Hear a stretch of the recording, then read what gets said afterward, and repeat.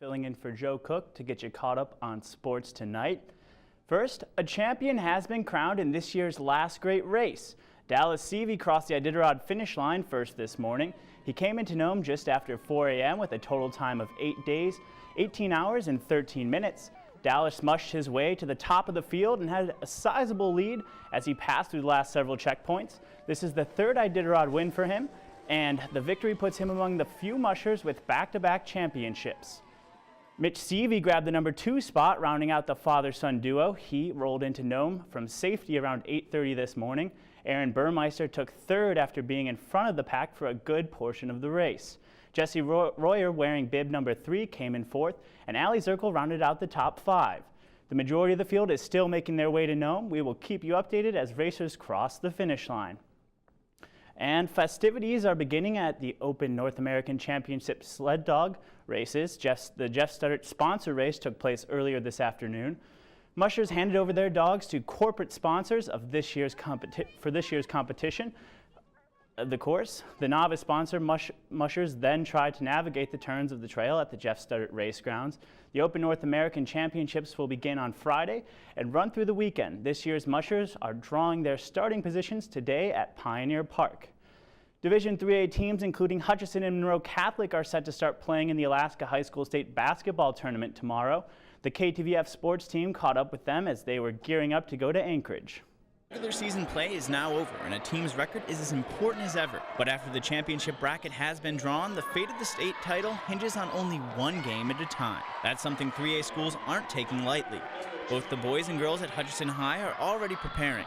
Senior guard Ellie Veazey says the Lady Hawks are adapting their game plan for their first-round matchup against Homer Thursday. We've watched a ton of their film and stuff, and we've gotten different plays to run against their presses and their defenses, and we know that they have one stud that's a junior that's 5'10", and she's awesome. The Hutch girls picked up the 3rd seed after finishing 13-4 on the season, and the Hutch boys play a tough Anchorage Christian squad after missing out on the tournament last year.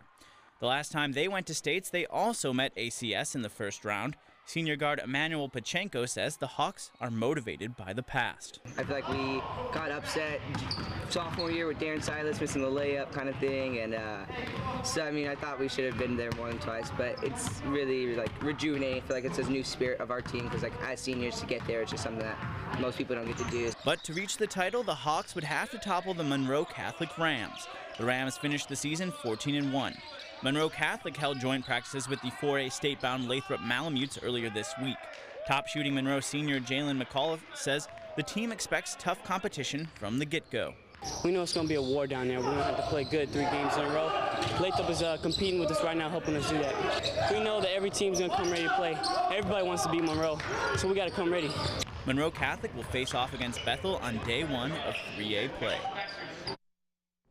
And state tournament action is wrapping up in the small school divisions. The Wainwright Lady Huskies beat Buckland High School today to take the girls 1A title. The Fort Yukon boys made it to the top of the 1A consolation bracket earlier today, beating Klowook 58-50. The Minto Lady Lakers fell to Scammon Bay in the 1A consolation finals 45-40. In the 2A division, the Glen Allen boys moved on to play Dillingham in the finals. Nenana is now out of the running for the championship, and the Glen Allen ladies will also be playing for the 2A state title. They beat Craig 48-35 yesterday. The Nenana girls lost to Point Hope in the consolation bracket 44-40. And the Arctic Lions U18 hockey team is heading to nationals in Troy, Michigan next week. The team is made up entirely of interior players. They will be representing Fairbanks as one of the top under-18 hockey squads in the country. This is the first time the Arctic Lions have made the tournament, but the team needs a little extra help getting there. The Lions are holding a fundraiser at the AGC building on Friday. The event will include a silent auction as well as a beer and wine tasting. The team also has a GoFundMe account which you can find on their Facebook page. The Arctic Lions head coach Adam Powell says the community has already helped the team get near its fundraising goal.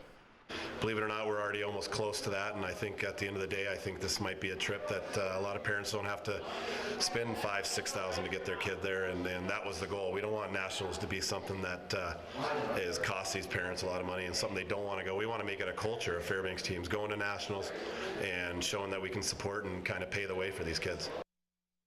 And don't forget, today is one of the last days you can sign up for our College Hoops Challenge. Get into the spirit of March Madness by going to webcenter11.com and filling out your own bracket. Joe Cook and I will be playing along as well. The deadline for the contest is tomorrow morning, March 19th at 8 a.m. So get those brackets in and good luck. And that'll do it for sports tonight. Thanks for watching. Mike Schultz has your full weather forecast coming up next. We'll catch you next time.